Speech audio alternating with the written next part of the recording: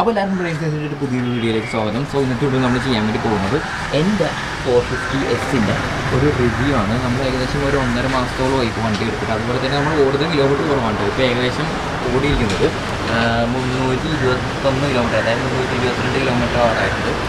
Okay, അപ്പോൾ ഇന്നത്തെ video നമ്മൾ ചെയ്യാൻ വേണ്ടി പോകുന്നത് നമ്മുടെ ഈ ഒരു വണ്ടിയുടെ ഒരു റിവ്യൂ ആണ്. ഒരു ഫുൾ വാക്ക് റൗണ്ട് നടക്കാം. അതുപോലെ തന്നെ ഇതിനകത്ത് വരുന്ന ഫീച്ചേഴ്സ് കാര്യങ്ങളൊക്കെ കുറച്ച് പറയാം, പിന്നെ എൻ്റെ ഒരു എക്സ്പീരിയൻസും പറയാം. അത്രേ നമ്മൾ ഉദ്ദേശിക്കുന്നുള്ളൂ. അപ്പോൾ ആദ്യമേ തന്നെ നമുക്ക് വണ്ടീനെ കുറിച്ച് പറയാമോ. വണ്ടി എന്ന് പറഞ്ഞിട്ടുണ്ടെങ്കിൽ ഏതറിൻ്റെ സ്റ്റാർട്ടിംഗ് ലൈനപ്പാണ് ഈ S സീരീസ് എന്ന് പറഞ്ഞിട്ടുണ്ടെങ്കിൽ ഒരൊറ്റ മോഡലാണ് 450S എന്നുള്ളത്. അതിലെന്താ പ്രത്യേകത എന്ന് വെച്ചിട്ടുണ്ടെങ്കിൽ ഡിഫറൻസ് മെയിനായിട്ട് പറയുകയാണെന്നുണ്ടെങ്കിൽ ഒറ്റ മോഡലിൽ നമുക്ക് കണ്ടുകൊണ്ട് പറയാൻ വേണ്ടി പറ്റും. ഓക്കെ, എല്ലാം കൊണ്ടും സിമിലറാണ്. നമ്മൾ ഒന്നില്ലെങ്കിൽ അതെ ഇങ്ങോട്ട് നോക്കണം. അപ്പോൾ നമുക്കിവിടെ 450S ഒരു ബാഡ്ജിങ് ഉണ്ട്. അല്ലാന്നുണ്ടെങ്കിൽ നമുക്ക് അതിലും പെട്ടെന്ന് മനസ്സിലാക്കുന്നുണ്ടെങ്കിൽ നമുക്ക് നേരെ ഡിസ്പ്ലേയിലേക്ക് നോക്കിയാൽ മതി. ടച്ച് ഡിസ്പ്ലേ അല്ല. അതിനകത്ത് നമുക്ക് അത്യാവശ്യം നല്ല ഫീച്ചേഴ്സ് കാര്യങ്ങളുണ്ട്. അതിനെക്കുറിച്ച് എന്തായാലും പറയാം. അപ്പോൾ ഈ വണ്ടിയുടെ പ്രൈസ് എന്ന് പറഞ്ഞിട്ടുണ്ടെങ്കിൽ കറൻറ്റ്ലി ഏകദേശം 1.36 വരും ഓൺ റോഡ് വരാൻ വേണ്ടിയിട്ട്. അതിപ്പോൾ ഓഫറും കാര്യങ്ങൾ നടക്കുന്നതുകൊണ്ടാണ് ഇപ്പോൾ ആ 1.36 എന്ന് പറയുന്ന പ്രൈസ് റേഞ്ചിൽ ഇരിക്കുന്നത്. ഞാനെടുത്തത് ജനുവരി 27-ാം തീയതിയാണ്. ഓക്കെ, എൻ്റെ കയ്യിൽ കിട്ടുന്നത് വണ്ടി എടുത്തല്ല, വണ്ടി ബുക്ക് ചെയ്തൊക്കെ അതിന് മുമ്പാണ്. വണ്ടി കയ്യിൽ കിട്ടുമ്പോൾ 27-ാം തീയതി ആയിരുന്നു. അതുപോലെ തന്നെ ഇതിൻ്റെ ഈ ഒരു ഓഫർ മാർച്ച് ലാസ്റ്റ് വരെ ഉണ്ടാവും എന്നൊക്കെയാണ് പറയുന്നത്. എത്രത്തോളം നമുക്ക് കറക്റ്റ് അത് പറയാൻ വേണ്ടി പറ്റുന്ന പറയാൻ പറ്റില്ല. കാര്യം നമ്മുടെ ഫെയിം ടു സബ്സിഡിയൊക്കെ മാറുമെന്ന് പറയുന്നുണ്ട്. അപ്പോൾ അതിന് എക്സ്റ്റെൻഡ് ചെയ്ത് കിട്ടുകയാണെങ്കിൽ ചിലപ്പോൾ ഈ ഓഫർ അതുവരെ ഉണ്ടാവുമായിരിക്കും. ഇല്ലയെന്നുണ്ടെങ്കിൽ പറയാൻ വേണ്ടി പറ്റില്ല. ഇതിപ്പോൾ അവരുടെ ഒരു ഓഫറാണ്. ഓക്കെ, അപ്പോൾ ഈ ഒരു 1.36 എന്ന് പറയുമ്പോൾ അതിൽ നമുക്ക് പ്രോ പാക്കും ബാറ്ററി പ്രൊട്ടക്റ്റും എല്ലാം വരുന്നുണ്ട്.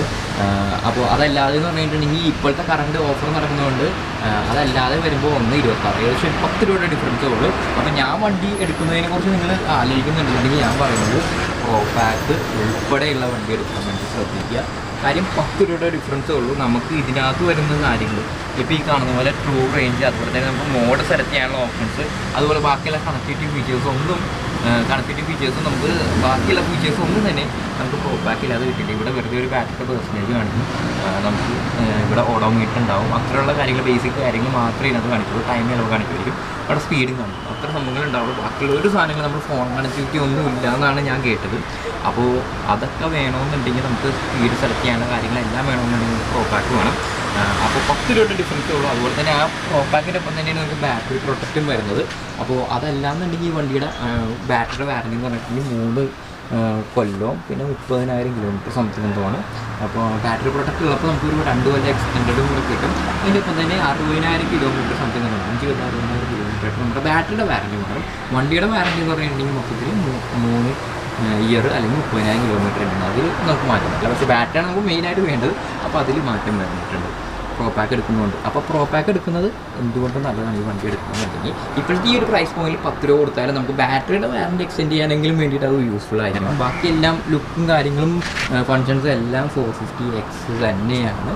ആകെപ്പാട് നമ്മുടെ ഡിസ്പ്ലേയിൽ നമ്മുടെ ബാഡ്ജിൽ മാത്രം വ്യത്യാസം നോക്കിയാൽ നമുക്ക് പറയാൻ പറ്റുള്ളൂ. പക്ഷേ ഇൻറ്റേർണലായിട്ടും വ്യത്യാസമുണ്ട്. കാര്യം മോട്ടറിന് ഒരു ഇത്തിരി പവർ കുറവാണ്. അതുപോലെ തന്നെ ബാറ്ററി വരുന്നത് 2.9 കിലോവാട്ടാണ്. ഓക്കെ, അപ്പോൾ ഇതിൽ പറയുന്ന റേഞ്ച് എന്ന് പറഞ്ഞിട്ടുണ്ടെങ്കിൽ എക്കോ മോഡൽ നമുക്ക് 90 പറയുന്നത്. അതാണ് ഇതിൻ്റെ ട്രൂ റേഞ്ച് എന്ന് പറയുന്നത്. IDC റേഞ്ച് 115 സംതിങ് എന്ന് പറയുകയാണ്.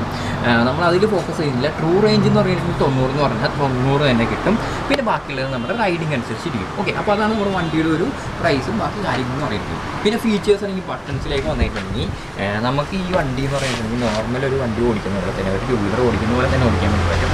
അപ്പോൾ നമുക്കിവിടെ പൊക്കത്തേക്ക് വന്നിട്ടുണ്ടെങ്കിൽ നമുക്ക് മോട്ടർ കില്ല് ചെയ്യാൻ വേണ്ടിയിട്ടുള്ള സ്വിച്ച് ഉണ്ട്. അതുപോലെ തന്നെ ഇതെന്ന് പറഞ്ഞാൽ നമ്മുടെ ഡെഡിക്കേറ്റഡ് റിവേഴ്സ് ബട്ടൺ ഉള്ളത്. ഇത് നമ്മുടെ മോഡ് ചേഞ്ച് ചെയ്യാൻ വേണ്ടിയിട്ടുള്ള ബട്ടൺ.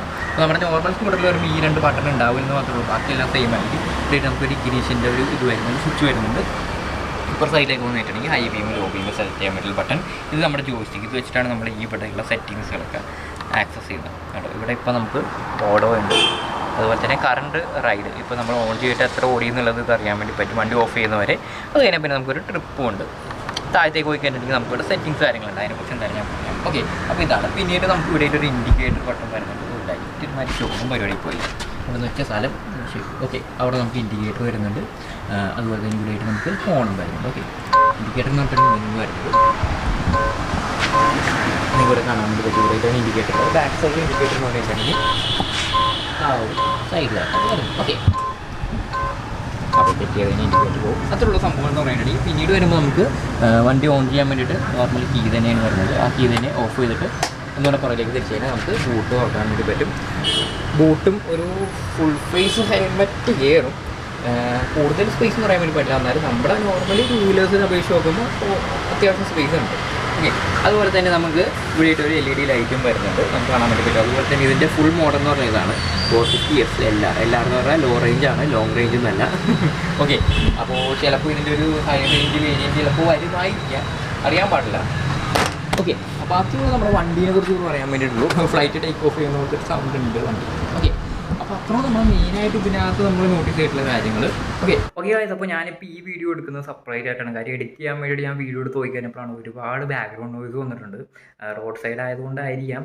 അപ്പോൾ ഞാൻ വിചാരിച്ചു എന്നാൽ പിന്നെ അത് സെപ്പറേറ്റ് ആയിട്ട് വേറൊരു വീഡിയോ ചെയ്യാം, ഞാൻ തന്നെ പറയാം എന്തൊക്കെയാണ് എനിക്ക് അതിനകത്തുണ്ടായ വണ്ടിയിലുണ്ടായിരുന്നില്ല പോസിറ്റീവ് നെഗറ്റീവ് എന്നുള്ളത്.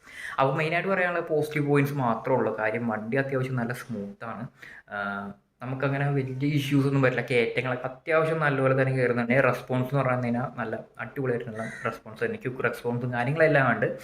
പ്രൈസ് കുറവാണെന്നും പറഞ്ഞ് നമുക്ക് പെർഫോമൻസിൽ അങ്ങനെ വലിയ കോംപ്രമൈസസ് വരുന്നില്ല. ഞാൻ പറയില്ല മോട്ടറിൻ്റെ ഇത് കുറഞ്ഞിട്ടുണ്ട്, പവർ കുറഞ്ഞിട്ടുണ്ടെന്നൊക്കെ ഞാൻ പറയാറുള്ളൂ. പക്ഷേ അത് അത്ര വലിയൊരു കുറവല്ല. നമ്മൾ നോർമൽ ഓടിക്കുമ്പോൾ അതിനനുസരിച്ച് വലിയ രീതിയിൽ അത് നോട്ടീസ് ചെയ്യില്ല. മെയിനായിട്ട് എനിക്ക് ഉണ്ടായിരുന്ന ഇഷ്യൂ എന്ന് പറഞ്ഞിട്ട് ഞാനിപ്പോൾ വേണമെങ്കിൽ സ്ക്രീൻഷോട്ട് ഇട്ട് തരാം.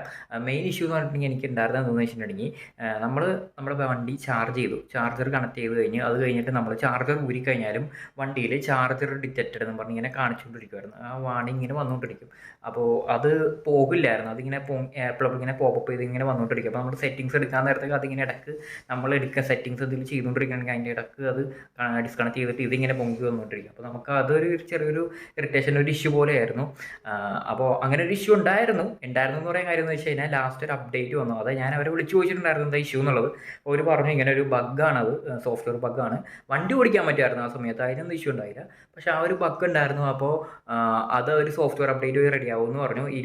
ഫെബ്രുവരി 27 രാത്രി ആയപ്പോൾ എനിക്കൊരു അപ്ഡേറ്റ് വന്നു, നോട്ടിഫിക്കേഷൻ വന്നു വണ്ടി ഓൺ ചെയ്തതിനപ്പോൾ. അപ്പോൾ ഞാനത് അപ്ഡേറ്റ് ചെയ്യാനിട്ടു. അപ്ഡേറ്റ് ചെയ്ത് കഴിഞ്ഞ് പിറ്റേന്ന് ഞാൻ ചാർജർ കണക്ട് ചെയ്ത് കഴിഞ്ഞ് ഊരി കഴിഞ്ഞപ്പോഴത്തേക്കും ഇഷ്യൂ റിസോൾവ് ആയിട്ടുണ്ട്. ഓക്കെ, അപ്പോൾ ആ ഇഷ്യൂ ഉണ്ടായിരുന്നെങ്കിൽ നമുക്ക് വണ്ടി ഓടിക്കാൻ പറ്റുമായിരുന്നു. അപ്പോൾ നമുക്ക് എയ്തറിൻ്റെ കേസിൽ ഒരു അഡ്വാൻറ്റേജ് ആയിട്ട് എനിക്ക് തോന്നിയത് എന്താണെന്ന് വെച്ചിട്ടുണ്ടെങ്കിൽ എന്ത് വന്നാലും വണ്ടി ഓടും എന്നുള്ളതാണ് അവർ പറയുന്നത്. ബെൽറ്റ് പൊട്ടിയാൽ മാത്രമേ ഇഷ്യൂ ഉള്ളൂ. പിന്നെ രണ്ടാമത്തെ ഒരു ഇഷ്യൂ എന്ന് പറഞ്ഞിട്ടുണ്ടെങ്കിൽ നോയ്സ് തന്നെയാണ്. Belt noise അത്യാവശ്യമുണ്ട്.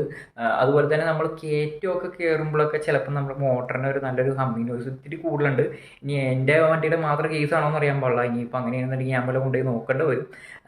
അല്ലാതെ വേറെ ഇഷ്യൂസ് ഒന്നും നോർമലി എനിക്ക് തോന്നിയിട്ടില്ല വണ്ടിയുടെ കേസിൽ. സോഫാർ പറയുകയാണെങ്കിൽ എനിക്ക് നല്ല എക്സ്പീരിയൻസ് തന്നെയാണ്. ഒബ്വിയസ്ലി എല്ലാവരും ഓടിച്ചു നോക്കി എല്ലാവരും പറഞ്ഞു അത്യാവശ്യം കുഴപ്പമില്ല എൻ്റെ മാത്രം ഒപ്പീനിയൻ അല്ല. അത്യാവശ്യം എല്ലാവരും തന്നെ പറയുന്നുണ്ട് വണ്ടി കുഴപ്പമില്ല എന്നുള്ളത്. ഞാൻ വണ്ടി കൊടുത്തപ്പോൾ ഓടിക്കാൻ വേണ്ടി കൊടുത്തവരും പറഞ്ഞു കുഴപ്പമൊന്നുമില്ല. അതുപോലെ തന്നെ നമ്മൾക്ക് ഈ പറഞ്ഞ പോലെ ടച്ച് കൺട്രോൾസ് അല്ലാത്തത് കൊണ്ടും നമുക്ക് നോർമൽ വണ്ടിയുടെ എല്ലാ കൺട്രോൾസും പോലെ സ്വിച്ച് തന്നെ ആയതുകൊണ്ടും നമുക്ക് വേറെ ബുദ്ധിമുട്ടുകളൊന്നും വരില്ല. ഈ വണ്ടിയിലേക്ക് സ്വിച്ച് ചെയ്യുമ്പോൾ ആകെപ്പാടെ നമുക്കൊരു പ്രശ്നം വരുന്നത് സൗണ്ട് ഇല്ലാത്തൊരു കുറവ് നമുക്ക് ചിലപ്പോൾ തോന്നും. ബാക്കി റെസ്പോൺസും കാര്യങ്ങളെല്ലാം സിമിലറാണ്. ഓക്കെ, അപ്പോൾ ബാക്ക് ടു മെയിൻ വീഡിയോ. അപ്പോൾ ഒന്നാരെങ്കിലും എടുക്കാൻ വേണ്ടിയിട്ട് ഉദ്ദേശിക്കുന്നുണ്ടെന്നുണ്ടെങ്കിൽ ഇപ്പോഴത്തെ ഒരു പ്രൈസ് പോയിൻ്റ് അത്യാവശ്യം കുഴപ്പമില്ലാത്തൊരു വണ്ടി തന്നെയാണ്. കാര്യം ഒരു 125 സ്കൂട്ടറിൻ്റെയൊക്കെ ഓൾമോസ്റ്റ് സിമിലർ റേഞ്ച് തന്നെ ഇപ്പോൾ പ്രൈസ് റേഞ്ച് വണ്ടിക്ക് വരുന്നുള്ളൂ. പെർഫോമൻസ് ഓൾമോസ്റ്റ് സിമിലറാണ്. ടോപ്പ് സ്പീഡ് ഏകദേശം 90 കയറുമെന്ന് പറയുന്നത്. ഞാനിപ്പോൾ ഏകദേശം 66 പോയി. കാര്യം ടൂ വീലറിൽ നമ്മൾ ഈ സ്കൂട്ടർ പോലുള്ള വണ്ടികളിൽ നമ്മൾ അത്രയും സ്പീഡ് പോകുന്ന ആവശ്യം വരുന്നില്ല നോർമൽ കേസിൽ. ചിലപ്പോൾ ഒരു 70 വരെ പോയാൽ പോയി. ഹൈവേ ആകുമ്പോൾ പിന്നെ ചിലപ്പോൾ പെട്ടെന്ന് ഓവർടേക്ക് ചെയ്യേണ്ട കേസുകളൊക്കെ ഉണ്ടെങ്കിൽ നമുക്ക് അങ്ങനെ എടുക്കാൻ വേണ്ടി പറ്റും. ഓക്കെ, അപ്പോൾ ആ ഒരു ഇത് വെച്ച് നോക്കുമ്പോൾ എനിക്ക് വണ്ടി അത്യാവശ്യം കുഴപ്പമില്ല. പിന്നെ ഈ പറഞ്ഞത് തന്നെ പ്രോപാക്കോട് പോയി വരുമ്പോൾ 1.36 വരുന്നുള്ളൂ. ആ ഒരു റേഞ്ചിന് ഇത് വേർത്തായിട്ട് എനിക്ക് തോന്നിയിട്ടില്ല. നിങ്ങൾക്ക് എന്തെങ്കിലും ഈ വണ്ടിയെ കുറിച്ച് ഡൗട്ട് ഉണ്ടെന്നുണ്ടെങ്കിൽ ഓബ്വിയസ്ലി പറയുക. ഓക്കെ, അപ്പോൾ നെക്സ്റ്റ് വീക്ക് വരുന്നൊരു ഇൻട്രസ്റ്റിംഗ് വീഡിയോ പ്രൊഡക്റ്റ് ആയിട്ട് വരുമ്പോഴത്തേക്കും ബൈ.